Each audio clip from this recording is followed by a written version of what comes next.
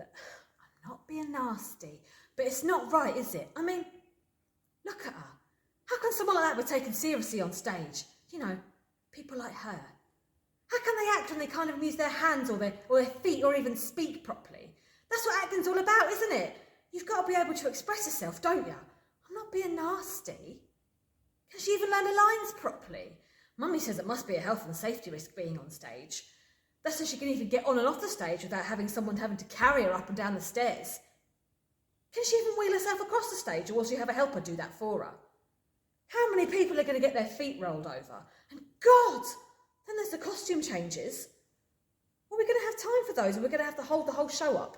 I'm not being nasty. People always say that one must always be charitable and kind. But when does it stop actually being kind and start becoming deluded and patronising? Now, don't get me wrong. I'm always for making those less fortunate feel part of society.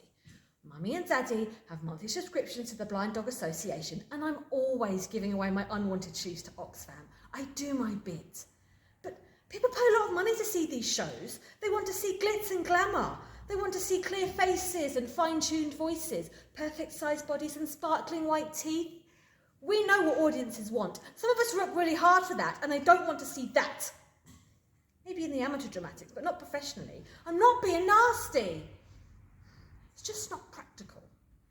How can you give someone a character without the audience being distracted by their wheelchair or their limping or their speech or sight impairments? How can they portray a character that knows what it's like to struggle or feel emotions? I mean, the poor things have probably never fallen in love or experienced happiness or sorrow because they've had everything done for them. They don't know hardship like I do. Having to play this kind game of pretending to be all PC just hinders people like me, who should be seen and given opportunities and not pushed aside for people like that in the name of diversity. I have talent too, you know. Mummy and Daddy say so. And I'm not being unreasonable, and I'm not being nasty. Am I?